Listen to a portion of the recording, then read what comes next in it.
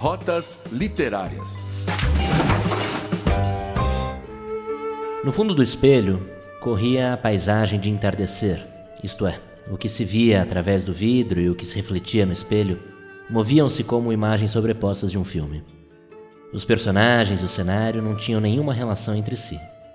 Além disso, sendo eles de uma fugacidade translúcida e a paisagem de uma fluidez vaga de cair de tarde, a fusão de ambos desenhava um mundo simbólico. Particularmente, quando os últimos raios de sol da mata iluminaram em cheio o rosto da moça, Shimamura chegou a sentir o coração palpitar diante daquela beleza inexprimível.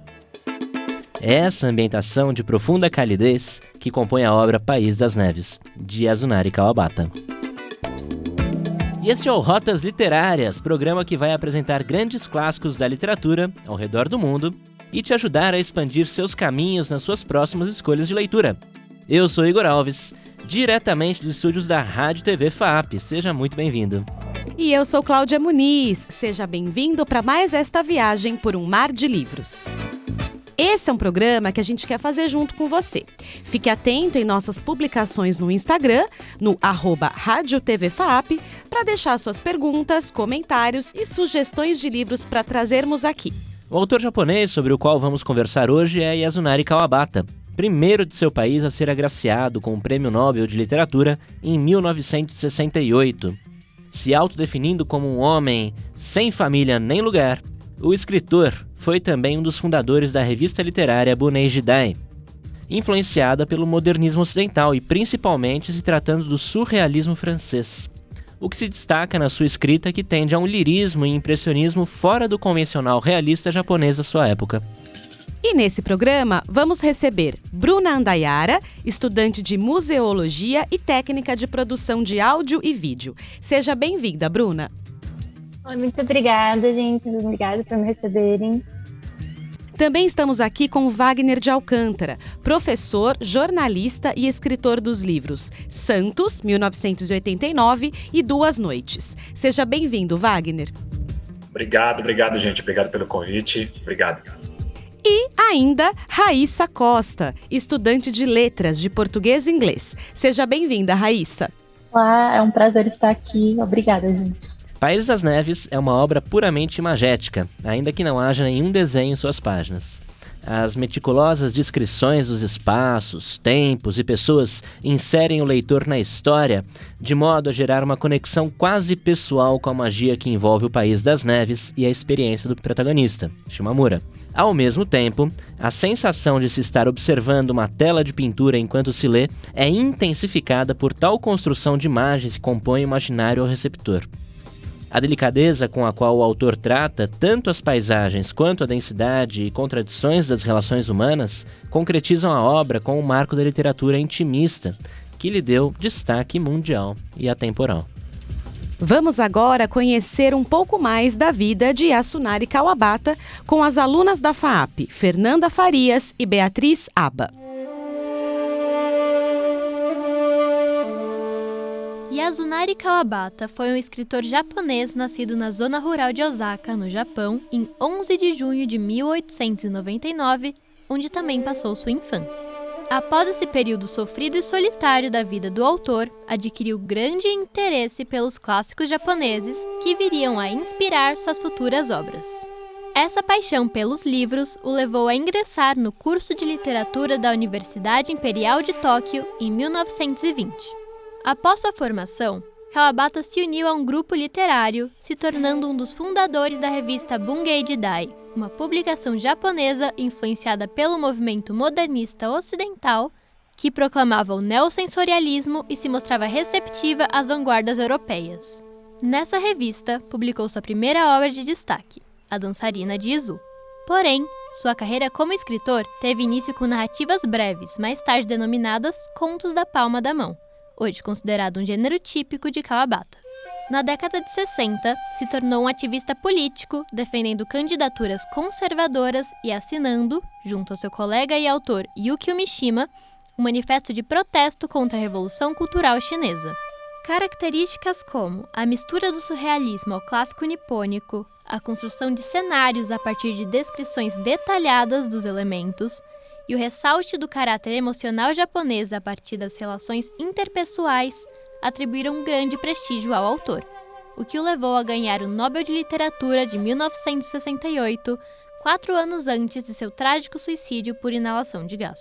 Essa autenticidade de Yasunari Kawabata fez com que se tornasse um dos principais representantes da literatura japonesa do século XX e um dos principais responsáveis pela sua universalização, moldando assim a imagem de seu país para além do Oriente e elucidando sobre como a escrita não é só arte, como informação e política. Esse foi um pequeno resumo da vida e obra de Yasunari Kawabata, apresentado por Fernanda Farias e Beatriz Aba, alunas de cinema e produção audiovisual da FAAP.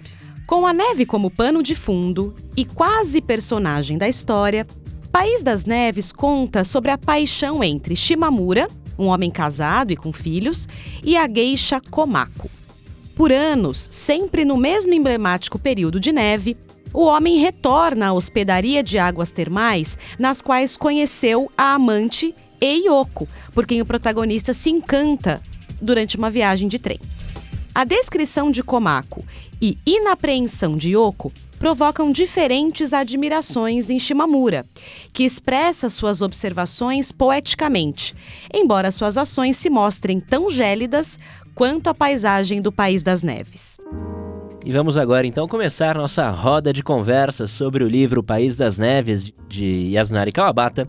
E a primeira pergunta que eu vou fazer aos nossos convidados é uma pergunta já clássica do programa. A gente sempre começa querendo saber um pouco mais, afinal de contas, quem é o protagonista da história. E nesse caso, o protagonista se chama Shimamura. Então, eu vou pedir ao professor Wagner, num primeiro momento... Professor, me diga quais são as suas impressões iniciais sobre Shimamura. A impressão que me passou, e eu li o livro tem mais ou menos 3 anos, não chega a ter 3 anos, pouco menos de 3 anos, mas a impressão que me passou e que me passa nesses últimos dias resgatando a história é de um personagem um tanto... tem um quê de melancolia, tem um quê de frieza, mas não uma frieza calculista, uma frieza que transita um pouco pela indiferença, mas também não é indiferença, porque de vez em quando a gente percebe uma certa sensibilidade, mas não é também um controle racional dessa sensibilidade. Então eu teria muita dificuldade assim para definir comportal e psicologicamente a característica desse personagem, porque parece que ele tem nuances aí transitando por esses aspectos. Tem um quê, então, de emocional, mas um emocional muito dosado, mas não uma dosagem controlada. Vai sempre deixando também uma coisa suspensa no ar. A gente, à medida que vai lendo, vai criando uma expectativa que, de repente, vai ter ali um gesto, uma ação, uma fala que seja assim, que dê um corte abrupto na narrativa, né, que traga algum elemento assim crucial. Então tem um quê de misterioso também. Todos esses ingredientes eu acho que eu enxergo, percebi, senti no protagonista. Acho que é isso.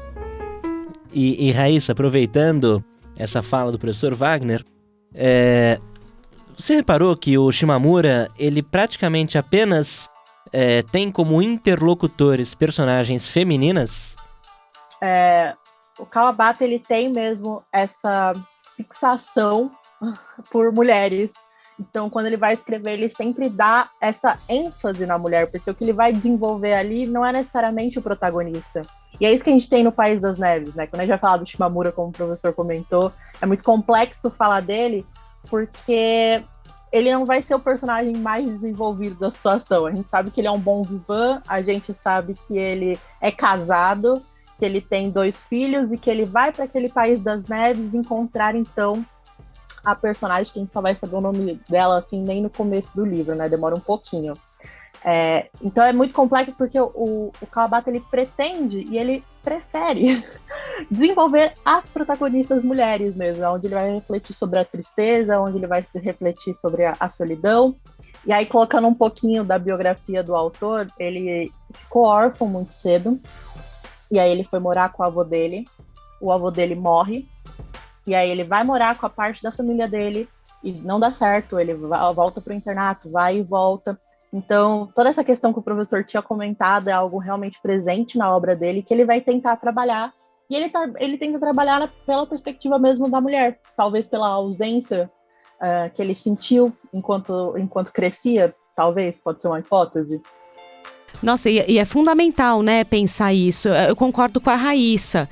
O Shimamura é o protagonista da história, mas nós nos deparamos com as personagens femininas moldando, né, essa história de uma maneira bem consistente e cada uma a seu modo, né? A Komako e a Yoko. E Bruna, você também teve a mesma impressão fazendo a leitura do livro? Sim, eu confesso que no começo, antes de ler O País das Neves, eu tinha lido A Dançarina de Izu. E logo na Dançarina de Izu eu percebi essa fixação com a mulher, com a beleza da mulher, a sutilidade, a inocência e tudo mais. E quando eu li O País das Neves, a gente começa a prestar atenção ali, né, no Shimamura e tudo mais, mas quando começou a entrar com a Yoko, foi o momento em que eu realmente vi mais um desenvolvimento ali. E tanto que no final, a última cena ali do livro, para mim o que impactou muito mais foi a relação ali das duas, e não nem o que tinha acontecido antes, assim, foi mais o que aconteceu entre as duas, assim. E eu acho um livro... Os livros do Kawabata, na verdade, eles são curtos, né, em comparação a outros livros, mas eles têm essa coisa que faz com que você ele se apegue, de fato, sinta os personagens de uma maneira que você nem percebe. Você está sentindo ali, você está sentindo como os personagens, você fica se perguntando, mas por que ela está fazendo isso? Por que eu faria diferente? Você quer realmente cuidar ali dos personagens em alguns momentos, assim. Então, é isso que eu gosto muito nos livros do Kawabata, essa proximidade que a gente tem e com os personagens, e desde o começo, assim. E no final tem uma reviravolta que você não espera. Assim. Acho que é isso que eu não estava esperando nem um pouco o final do País das Neves. E eu lembro que eu fiquei, assim, pensando nesse final por um bom tempo. É interessante a Bruna falar que já leu também esse outro livro do Kawabata, né, A Dançarina de Izu, porque revela também esse livro, junto com O País das Neves e as outras obras dele, revelam uma característica da literatura do Kawabata, que é quase sempre voltar para um Japão de rituais tradicionais, que traz, né, de volta um Japão que foi antes da ocidentalização japonesa, após a Segunda Guerra Mundial. Característica essa também compartilhada com um grande amigo do Kawabata, que era Yukio Mishima. Inclusive, existem trocas de correspondências muito interessantes entre os dois. E eu tô vendo que a Raíssa tá concordando bastante comigo. Raíssa, o que você pode falar pra gente sobre esses rituais tradicionais tão descritos nas obras do Kawabata, né? Ele vai falar muito sobre a figura da geisha, ele vai falar bastante sobre os rituais de chá, por exemplo, mesmo algumas características da vida dos antigos samurais. O que você pode falar pra gente sobre essa busca das tradições japonesas, ou essa tentativa de recuperar as tradições japonesas numa época em que o Ocidente parece tomar conta do Japão? O Kawabata tem isso mesmo como característica, né? Mas voltando um pouquinho antes, eu vi você falando do Mishima. É interessante porque quando eles foram competir pelo Nobel, foi ele, o Mishima, que é um pupilo dele, e o Tanizaki. Quando ele recebeu o Nobel, ele até falou: eu não merecia, quem merecia era o Mishima. Eles têm uma relação de amizade, e as cartas são muito interessantes para você ver como eles vão pensar nessa estética literária que a gente vai comentar depois. Mas sobre essa questão de tradição, O País das Neves é um excelente livro para a gente usar de modelo, porque ele vai fazer realmente isso que você falou. O Kawabata, ele tem muito apreço, por exemplo, pelo ritual do chá. e principalmente pelo silêncio que tem nele, a questão de você fazer algo bem feito, se dedicando completamente a isso, respeitando o ambiente em que você está, e fazendo isso em silêncio. O livro, ele tem vários silêncios ao longo dele, que a gente fica depois, o que está acontecendo? Eu perdi algo, e às vezes esse não ter, ele já fala muito. E o Mishima vai trazer isso até de uma forma estrutural no livro dele. Sobre a questão das geishas também, né, a gente tem a Komako, que é uma das personagens principais, ela é uma geisha, e é interessante porque ele deixa até marcado no livro essa relação sobre o que é uma geisha, pra gente entender, porque a gente vem do Ocidente, às vezes tem uma visão muito estereotipada, né, do que é uma geisha. E a geisha é uma pessoa e ela é um excelente símbolo, porque ela é uma pessoa especializada na cultura japonesa. Então ela vai entreter os homens que estão ali a partir da dança, a partir da música. A Komako, ela toca um instrumento, que agora me fugiu o nome, mas é um instrumento de 3 cordas. E elas são um grande símbolo cultural mesmo do país. E aí, principalmente no País das Neves, a gente tem até esse contraponto entre o Ocidente e o Oriente por parte dos personagens. Então, o Shimamura, ele vai ser um personagem que ele escreve, né, sobre danças, e depois ele migra sobre danças orientais, e depois ele migra para a parte de danças ocidentais, sem nunca ter visto. O Kawabata até coloca um pouco dessa crítica, né? Ele até fala, eu sou uma farsa porque não faz sentido, eu nunca vi, mas eu escrevo sobre. Enquanto isso, a Komako é uma típica geisha que tem dentro de si toda essa parte da cultura, toda essa parte da representação. Ela sabe fazer as danças, ela sabe cantar, não, que ela falou que ela não canta, que ela não gosta de cantar, mas ela sabe tocar o instrumento. E aí ele vai compondo também esse paradoxo entre essa invasão que acontece, essa invasão entre aspas, né? Sobre essas influências que entram do Ocidente dentro do Oriente, sempre reforçando a cultura, mas reforçando a cultura de uma forma também mostrando para você mesmo, assim, olha, isso daqui é algo tradicional. As roupas, a gente tem muita descrição das roupas que a Komako tá usando, que as geishas estão usando, que o pessoal ali da vila em volta tá usando.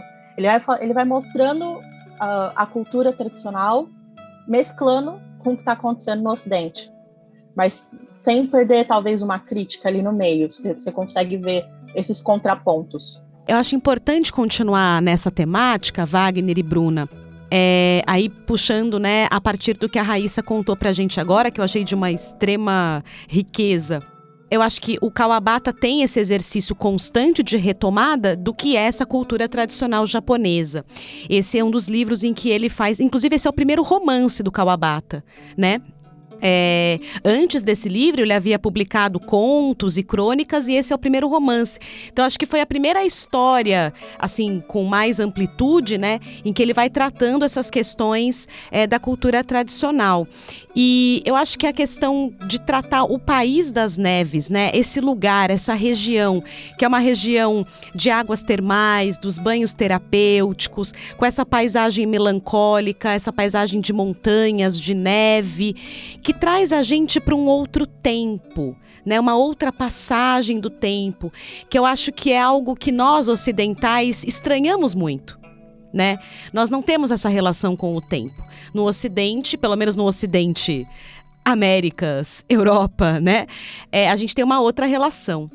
Então, eu trouxe alguns pontos aqui para vocês também poderem partir de onde vocês se sentirem à vontade, assim, para comentar de que modo essa obra retrata a cultura tradicional japonesa. Então, Wagner, Bruna, fiquem à vontade. Eu acho que tem eu percebi isso, né? Essa, não chega a ser uma dualidade, mas essa coisa imbricada entre um ponto de vista, uma perspectiva ocidental, não uma perspectiva ocidental, mas não é assim uma obra essencialmente regionalista, né? Não é uma obra, digamos assim, traz elementos da cultura, elementos tradicionais, mas ao mesmo tempo contemporaneizando, né? Então não tem um saudosismo, né? Não tem uma espécie de uma panfletagem em favor de um certo conservadorismo, não, é uma exaltação das tradições, mas sem ser aquela exaltação beirando o ufanismo, né? É uma valorização muito importante, mas contemporizando. Então, ao mesmo tempo que a gente consegue romper alguns estereótipos que a gente tem de paisagens e hábitos e culturas orientais, japonesas, ao mesmo tempo que a gente rompe, mas ao mesmo tempo a gente consegue mergulhar em características muito peculiares desse ambiente, desse lugar do mundo, hábitos e culturas desse lugar. E eu acho que isso que é muito, muito instigante na obra, né? A gente, na perspectiva ocidental que a gente tem, a gente não estranha, a gente se integra. Acho que seria mais ou menos por aí. Bruna, se quiser dar uma continuidade aí, eu vou processando outros elementos e daqui a pouco trago mais. A princípio, na verdade, quando a gente lê O País das Neves ou qualquer outro livro da literatura japonesa, a gente tende a inconscientemente trazer aquela realidade, aquela cultura para o século XXI, para 2022, enfim. Eu lembro que quando eu comecei a ler, e daí eu via o comportamento da Komako, eu ficava, nossa, mas né, que estranho, a gente estranha, porque é uma cultura totalmente diferente da nossa, e inconscientemente a gente tenta trazer uma coisa de muito tempo atrás para a nossa realidade de hoje em dia, né? E com o tempo, quando você vai lendo assim mais os livros, você vai trabalhando esse inconsciente e vai deixando de lado, né? Hoje em dia, por mais que às vezes fique uma coisinha, eu estava assistindo Memórias de uma Geisha, e foi nesse filme que eu percebi como, por mais que a gente conheça e saiba que foi há muito tempo atrás essa questão, essa cultura das geishas, né, a gente estranha, porque só que a gente não estranha o fato de a gente não se, a gente não fica encantado com o fato delas serem detentoras da cultura japonesa, né, dos saberes japoneses ali. A gente estranha porque elas não podem se relacionar com homens. A gente não fica encantado com toda a beleza que tem ali, né, de todas dos saberes do canto, da dança, dos instrumentos. A gente não presta atenção nisso. A gente presta atenção realmente no que é completamente, entre aspas, inaceitável a mulher não ter essa liberdade de se relacionar com um homem ali. E o Kawabata, a Raíssa falou dessa questão dos trajes, né? Ele fala muito dos kimonos, né? E os kimonos são muito importantes para as geishas, né? O tecido, todos os desenhos, eles são muito importantes, sim.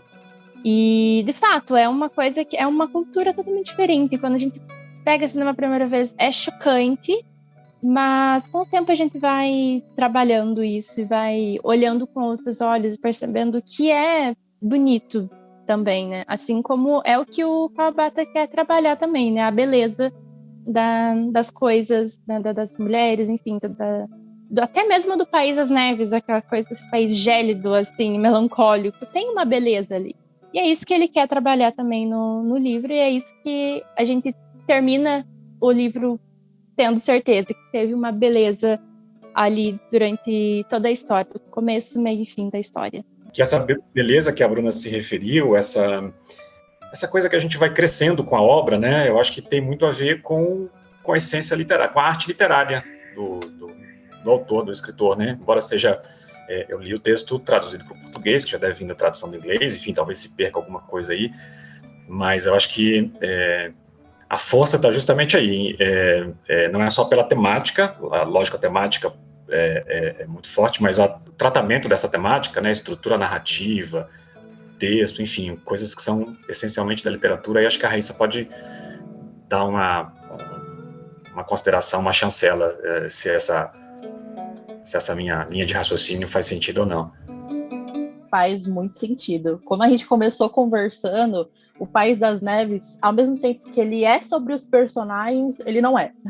O Kawabata, ele é muito importante porque ele funda uma corrente literária chamada neosensorialismo. E o que é o neosensorialismo? É uma corrente literária baseada em duas coisas: percepção e sensação. São duas coisas que a gente já conversou aqui. Então, a sensação são os nossos 5 sentidos, o tato, a audição, essas coisas. E a percepção, ela é um pouquinho mais complexa. Ela envolve 2 coisas. Ela envolve a sua interpretação, então, sua interpretação de segurar um caderno, e o seu julgamento por estar segurando um caderno. Então, eu sei que esse caderno não vai me machucar, e eu sei que esse caderno é algo onde eu escrevo. E isso faz muito sentido com a obra e com o que a gente estava conversando, porque ele vai querer que a sua percepção e a sua sensação sejam afloradas enquanto você lê o livro. Então, tem várias partes em que ele para e ele descreve só a imagem. Que você fica ali só vendo aquela imagem, só que ela não está só, por exemplo, como eu posso dizer, ela não está só na visão. Ele descreve som, ele descreve cheiro, ele descreve várias coisas. Tanto que no começo do livro, o Shimamura fala que só era a ponta do dedo dele, não é? É só a ponta do dedo dele que lembra da Komako. E ele nem sabe explicar por quê, porque ele tenta lembrar, mas não consegue. Então, essa percepção aqui é muito importante para a corrente e para o que ele se pretende a fazer nesse livro. A gente estava falando também das roupas, eu lembrei que tem uma parte do livro que ele para e simplesmente fica discorrendo sobre uma roupa tradicional de verão que eles estavam vestindo, né? Então, isso faz muito parte do projeto. Outra coisa que também faz parte desse projeto que a gente estava conversando, os personagens falam muito pouco. E a gente fica, o que está acontecendo, né? E o que vai fazer você entender o que o personagem está sentindo é o comportamento deles e não a fala. Então a percepção, ela também está aí. Porque em vez de você olhar para um discurso claro, em que você bate o olho, ok, ele está estressado, ela está brava. A Komako tem umas partes em que ela fala assim, vai embora. Ela mesma fala, eu vou embora. E ela fica sentada. E aí você fica, o que está acontecendo com essa mulher? Assim? O que ela quer da vida? E é isso, essa é a forma dele mostrar o que os personagens realmente querem. O corpo dele está falando e não a fala. E aí vem outro elemento dessa corrente literária também, me desculpem se eu estiver falando muito, mas é o paradoxo. É essa questão desses opostos em que ele fica pondo toda hora, em que a Komako pode ser um oposto da Yoko, em que o próprio sentimento, assim, o Shimamura é meio oposto à própria Komako, né? Eles parecem muito diferentes na forma de agir. E aí, quando ele vai falar dessa beleza, toda vez que ele vai falar da beleza, ele fala que é uma beleza que chega a ser triste. Então, né, o paradoxo de como assim algo tão belo pode ser triste? Mas ele é triste porque ele acaba. E é isso que os personagens também estão sentindo. Eles estão, a todo momento, eles estão a um ponto de despedida. Eles estão sabendo que aquela felicidade, aquele momentinho, quando ele atravessa o túnel dos Países das Neves, aquilo vai acabar. Uma hora o Shimamura não vai voltar. Mas eu acho que é isso, eu acho que eu me alonguei muito. Lindo, Raíssa. Muito gostoso ouvir você falar dessa forma do livro, porque acaba trazendo também a própria poética que o livro, enfim, trabalha, né? E na sua fala, você trouxe a frase que praticamente inaugura a obra, que é: atravessava-se um longo túnel e lá estava o País das Neves, né? Essa frase, talvez ela já traga logo de cara essa sensação que a Bruna também falou, de que do túnel saía-se para um mundo novo, para um lugar diferente. Parece que o túnel, inclusive, era uma espécie de uma cápsula do tempo, onde você saía do agito da cidade grande e chegava-se a um Japão, ou um País das Neves, até quero saber o porquê desse nome, né? Mas chegava-se a um lugar onde parece que o mundo moderno ainda não havia encostado, né? Então, professor Wagner, por que você acha que esse lugar ele se chama País das Neves? Eu acho que para expressar até um pouco disso que você falou, dessa fronteira entre um mundo, entre um Japão, entre aspas, mais moderno, ou com características já da cultura ocidental, já ocidentalizado, não ocidentalizado no sentido de que foi aculturado e colonizado, mas enfim, mas globalizado, digamos assim, e a fronteira, então esse túnel simbolizando a fronteira com o Japão mais tradicional, preservado, e não esse tradicionalismo também conservador, mas enfim, mas de valorização de elementos da identidade cultural japonesa. Não só da identidade cultural, mas de aspectos ambientais, geográficos, né? E daí acho que vem o título País das Neves, ou seja, um espaço geográfico, um lugar geográfico caracterizado por esse ambiente mais acinzentado, mais gélido, como que isso também sendo metáfora, né, servindo como metáfora para essa dualidade entre o Japão globalizado e o Japão tradicional. Vejo algo mais ou menos por aí. Inclusive, pelo título, nem seria um livro que me atrairia muito, porque eu odeio frio, então eu fujo de tudo que remeta a frio. Eu teria a sensação de que mergulharia como veio a indicação da Bruna, e uma indicação muito boa, e, né, de cara, à medida que comecei a ler, fui perdendo esse ranço com o frio, né, com o gelo, com a neve. Mas gosto, por outro lado, de narrativas que têm esse tempero dramático, melancólico, né? O País das Neves, então, será que é um Japão congelado no tempo? Talvez uma analogia com esse congelar, mas ao mesmo tempo não um congelado de conservado, de que parou no tempo, porque também a gente percebe uma contemporaneidade, né? Enfim, a gente abre a geladeira, as coisas estão lá congeladas, guardadas, mas não estão paradas no tempo, né? O tempo segue, talvez nessa analogia, assim, um preservado, um congelado, uma analogia com o melancólico também, mas não algo estanque, algo que ficou no passado, né? Há situações e elementos ali bem contemporâneos. E também não de forma assim de opor, né, o passado ao contemporâneo. As coisas vão se imbricando, né, vão se misturando. Eu acho que até destaquei um trecho, aproveitando que o Igor também fez isso agora há pouco. Um trecho inicial ainda, tá no começo do livro. Quando o Shimamura está no País das Neves, ele fala assim, né, o personagem. Assim que viu a geisha de 17 ou 18 anos, que chegou logo depois, Shimamura perdeu totalmente o desejo por mulheres que tivera ao vir das montanhas. Seus braços de pele escura mostravam uma ossatura forte. E como parecia ser boa pessoa e ter ar de novata, continuou a observá-la, procurando não demonstrar falta de interesse. Acontece, porém, que ele não conseguiu conter a atração que as montanhas de um verde todo exuberante exerciam sobre ele do outro lado da janela. Sentiu até preguiça de conversar.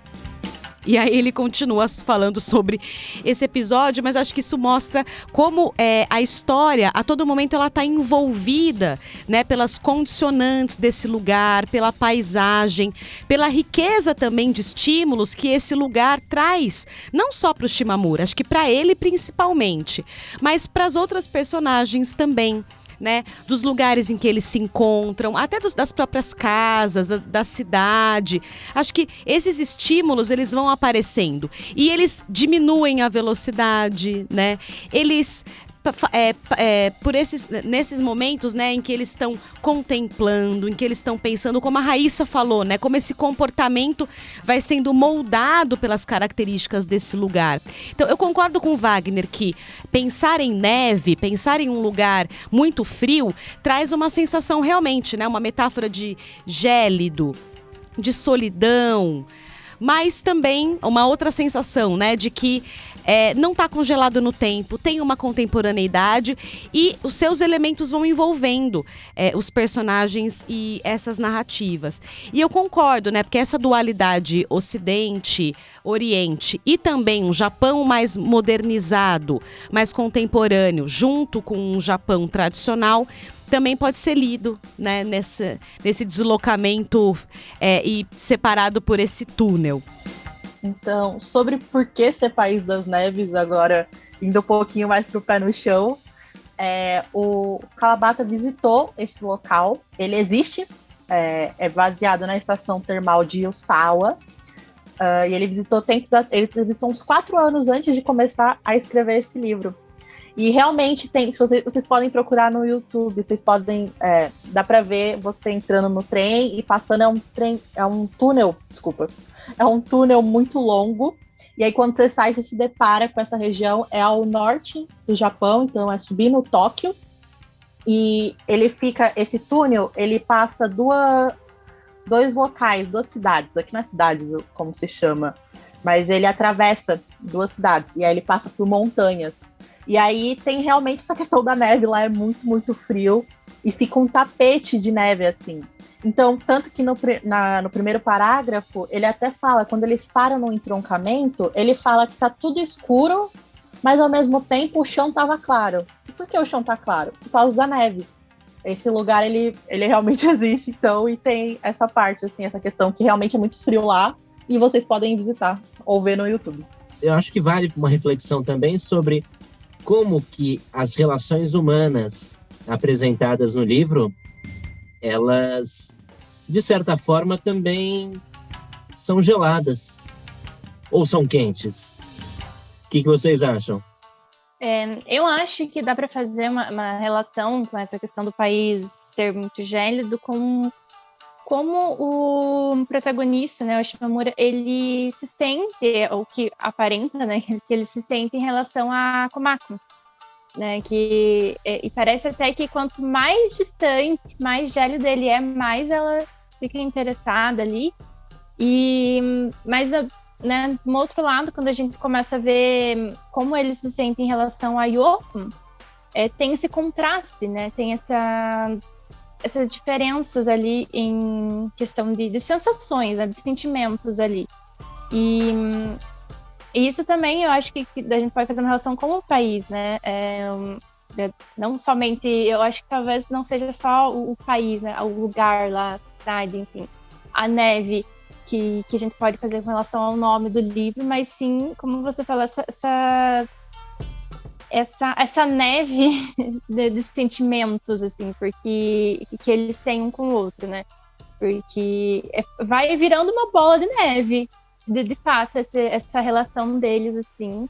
E elas também, né? Não só o Shimamura com cada uma delas, mas as duas também, né? A Komako e a Yoko, elas têm uma relação ali aparentemente muito distante, muito fria, só que no final a gente vê que se tornou uma bola de neve aquilo ali tudo, e enfim, eu acho que é isso, né? Não sei se vão a Raíssa ou o Wagner também vão concordar, mas ao meu ver é isso, sabe?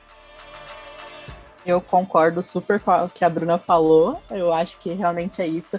E também porque esse é um romance sobre, né, sobre ficar resignado, sobre resignificação. Porque eles não vão ficar juntos. A Komako, ela tá... Ou, não sei, né? Aquele final. A Komako tá todo aquele tempo também tentando ficar resignada e entender que ele não vai ficar com ela. Que ele vai embora. Então, esse sentimento gelado, esse sentimento assim que não se atravessa, faz parte porque eles sabem que aquilo vai acabar. E ele vai mostrando como esse amor, então, se forma e como esse amor não se fecunda, tanto em relação entre a Komako e o Shimamura, quanto o Shimamura com a Yoko, porque a gente não chega em nenhum momento que eles realmente vão ter uma grande conversa e que eles vão se ajeitar. A gente vê o Shimamura ali se apaixonando platonicamente pela Yoko. E é isso, né? A gente não tem os finalmente diferentes com a Komako. E aí, entre as duas também, como a Bruna falou, essa relação, ela vai meio que sendo estranha, assim, elas vão meio que ok, você vive aí, eu vivo aqui, e a gente tá aqui com esse mesmo moço. Não chega a ser um triângulo amoroso, mas é realmente isso, assim, entender que as coisas, infelizmente, são assim. Elas tentando entender que elas vão ficar ali, a Komako não vai pra Tóquio, ela vai continuar ali naquela casinha, tanto que nas casinhas dela que ela vai mostrando onde ela tá morando. Shimamura vai embora, ele tem a família dele. A Yoko tem aquele final, e que a gente, leitor, vai ter que ficar também resignado com aquilo. A gente não sabe o que aconteceu no final das contas. Deixa eu aproveitar que você falou desse final. Eu não vou, enfim, resolver o livro para ninguém. Mas, Raíssa, No final tem um incêndio, Raíssa, no País das Neves. Por que que o livro que se passa no País das Neves vai ter como cena final um incêndio? Bom, aí é minha teoria, de minha pessoa, ok? Não é buscando teórico, não é nada. Eu, enquanto lia, eu via muito que quando ele ia descrever o vermelho, quando ele ia descrever o quente, era quando as emoções estavam ficando mais realmente à flor da pele. Quando os personagens estavam começando a conversar. E no final, a gente tem o Shimamura conversando ali com a Komako, e eles estavam tentando se entender. É interessante porque, como a gente debateu várias vezes, o País das Neves, quando ele atravessa o túnel, a gente tá falando desse momento idílico, né? Parece que fica suspenso, que nem a gente já conversou. E aí, quando ele coloca fogo naquilo, ele encerra essa frieza. Ele acaba com esse mundo e ele acaba com esse momento de suspensão. A vida real bateu, sabe? A Yoko caiu, a Komako ela vai ali extravasar e ela vai mostrar o que ela sente pela Yoko, tentando ajudar ela. É um momento que, para mim, parece que sai do idílico. Toda hora ele tá lá batendo na tecla, em várias partes do livro. Aqui é como se fosse uma fantasia, aqui é um mundo mágico. Até a questão do reflexo, que tá no começo do livro, né, que ele vê a Yoko sempre refletida em algum lugar. Essa questão dos espelhos, quando ele coloca o fogo no final, ele fala assim, acabou. E ele já tinha falado para Komako antes, eu não vou voltar. Ele já deixou claro que ele não ia voltar. Aquele mundo, aqueles 3 anos que eles estão ali, toda vez, quando ele pode, já que ele é um bom vivão, ele vai lá viver aquele amorzinho com ela, aquilo tem um fim. Eu acho que é uma forma simbólica de fazer entre a neve e o fogo. Mas, de novo, é o que eu acho. Super concordo com a Raíssa, que foi bem assim também que eu me senti. Sem contar que, nossa, no final eu desabei, assim, comecei a chorar igual uma doida. Sério? Porque eu não tava esperando. Eu acho que é isso que também tem, sabe? Você não tava esperando aquilo e eu nem percebi que eu tava chorando. Eu fui perceber que eu tava chorando porque minha irmã tá tipo, o que tá acontecendo? E porque eu tava tão presa, né, nesse final, ali dentro da história, que eu nem percebi, assim. Quando acabou, eu fiquei extremamente chocada. Mas eu acho que essa questão do fogo num País das Neves, assim como a gente faz a relação dos sentimentos deles, né, com a neve, como a Raíssa falou, quando ele bota o fogo, é esse tipo, sabe, dar o fim nessa coisa gélida ali dos sentimentos e também dar o fim ali na história. E a gente, como leitores, vai ter que aceitar, entendeu? Que não vai ter aquele romance ali. Assim como a Komako vai ter que aceitar que ele não vai voltar, a gente também vai ter que aceitar. Então, acho que foi assim como como eu falei, assim como a gente consegue fazer uma relação com a neve, dos sentimentos, a gente consegue fazer com esse fogo, assim, no País das Neves. Assim. Eu acho que é assim, eu vou na linha também da Bruna e da Raíssa. Então, ele é frio, indiferente, insensível, nas palavras, nas ações, nos gestos, ele que eu digo o livro, né, a obra, né? Mas é quente naquilo que fica guardado, que não fica exteriorizado, mas isso acaba desembocando no final. A impressão que eu tinha, talvez muito acostumado assim, com a nossa cultura mais latino-americana e até a própria literatura brasileira, a gente ter narrativas com muitos rompantes, e ali todo momento da obra a gente vai vendo momentos que naturalmente levariam atenção e que poderiam acontecer fatos ou falas, algo assim que desse uma chacoalhada. Isso não, isso sempre vai sendo ali. Então as falas e os gestos parece que servem para refrigerar aquilo que vai ficando guardado ali, que está quente. E aí esse final, esse incêndio, ao mesmo tempo que simboliza essa bola de neve que se avolumou, mas essa neve se transforma em labareda, né, em chama ardente. E eu também gostaria de destacar só um ponto em relação à narrativa do Kawabata, né? Que é uma narrativa não tão direta, não tão objetiva e pragmática. Pelo contrário, o jeito que ele escreve é um jeito que traz interpretações, deduções, sutilezas. As falas dão a entender parece que não são tão conclusivas, né? Então, eu achei isso muito bonito, né, na forma, né, com a qual o Kawabata constrói a narrativa e essa história. Então, eu queria deixar isso também registrado e dizer que a gente, infelizmente, está chegando no final deste programa, gente. E não podemos terminar sem as dicas das nossas convidadas e do nosso convidado. Podemos começar até com o Wagner. Wagner, lendo O País das Neves, o que você lembrou, né? Do que você lembrou? Que outras obras você se recordou durante a leitura? Olha, uma porção, mas a dica que eu vou deixar aqui é nessa perspectiva aí de uma ponte entre, sei lá, a cultura ocidental, mais especificamente a cultura brasileira e o Oriente. Eu acho que na época nem essa referência nem me veio acho que de ontem para hoje, a gente conversando sobre esse encontro de hoje, né? A dica que eu daria seria a Fernanda Takai, cantora, vocalista do Pato Fu, que gravou algumas músicas, inclusive músicas brasileiras, mas em versão em japonês, enfim, um período aí da carreira dela, 5, 8, 10 anos atrás, ela fazia uma incursão muito interessante, uma ponte muito interessante entre a música brasileira e o Japão. Então, como O País das Neves foi o meu primeiro contato com a literatura japonesa, que eu mergulhei mesmo assim, acho que a dica que eu deixaria seria essa, assim. Então, aí não na literatura, né, mas na música, uma ponte aí, uma brasilidade misturada a aspectos da Terra do Sol Nascente pela música, digamos, contemporânea, né? Então seria essa a dica que eu deixaria. Ótimo, uma ótima lembrança. Bruna, e você? A Casa das Belas Adormecidas, do Kawabata também. Acho que logo no começo, assim, a gente já fica meio chocado com essa questão das culturas, das belas adormecidas no livro. E uma outra dica, eu acho que é o filme Assunto de Família, do Koreda, também é um diretor japonês. E ele é de 2018 e é um filme muito lindo, quer dizer, eu acho muito lindo. Em questões técnicas, assim, do filme é muito lindo, e a história também, você se envolve com todos os personagens ali.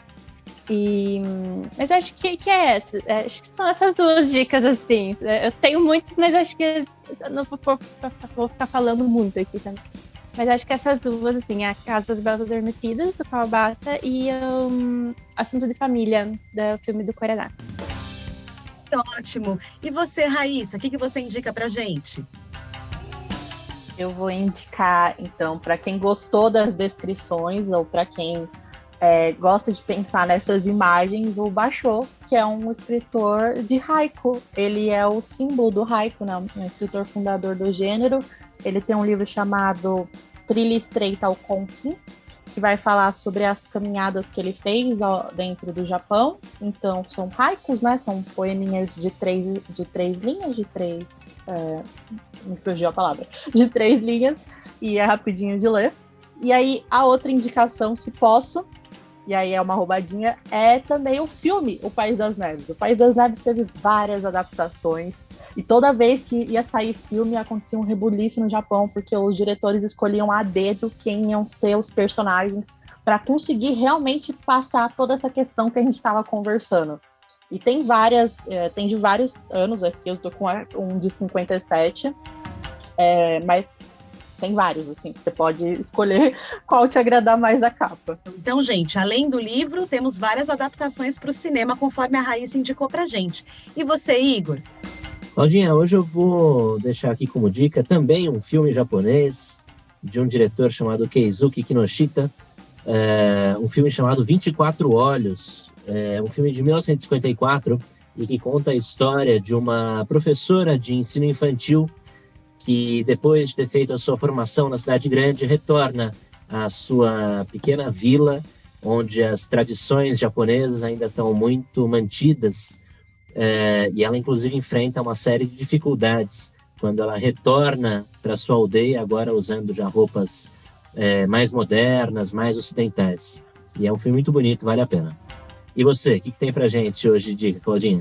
Gente, eu confesso que o Japão é o país que eu morro de vontade de conhecer. Tenho muita vontade de ir para o Japão e de observar, né, e de viver aquilo pessoalmente, assim, tenho muita vontade. Que bom que a gente conseguiu finalizar essa temporada do Rotas Literárias nesse país. E eu queria indicar um livro, na verdade é um ensaio, melhor dizendo, do Junichiro Tanizaki. É um ensaio antigo, já tem quase 100 anos. Ele escreveu em 1933, chamado Em Louvor da Sombra.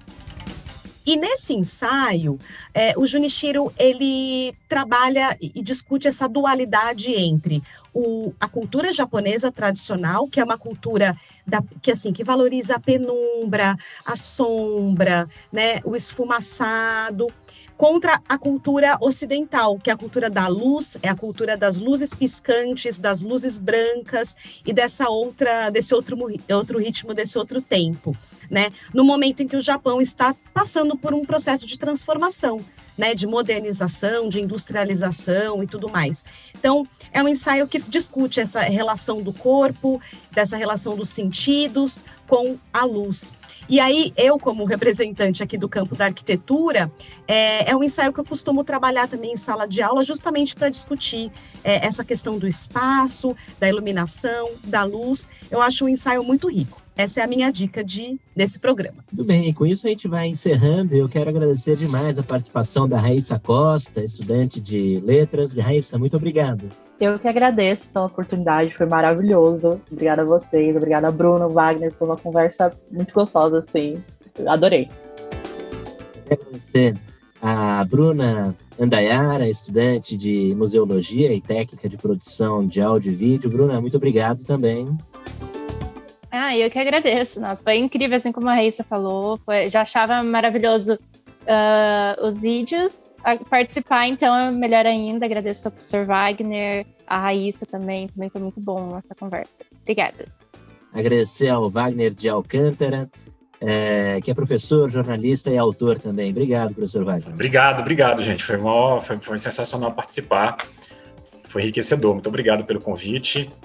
E vida longa ao programa, vida eterna. Obrigada, gente. Este foi o último episódio desta temporada do Rotas Literárias pela Ásia. Esperamos por vocês no próximo semestre, quando estaremos de volta, dessa vez no Oriente Médio. Rotas Literárias tem a apresentação de Cláudia Muniz. E de Igor Alves. Produção de Fernanda Farias e Beatriz Aba. Gravação de Micael Roiha. Edição de Fernanda Farias e supervisão de Alziro Tonin. A gente se despede por aqui. Este é o Rotas Literárias, um livro, muitas viagens e até a próxima temporada. Até a próxima. Tchau, tchau. Rotas Literárias.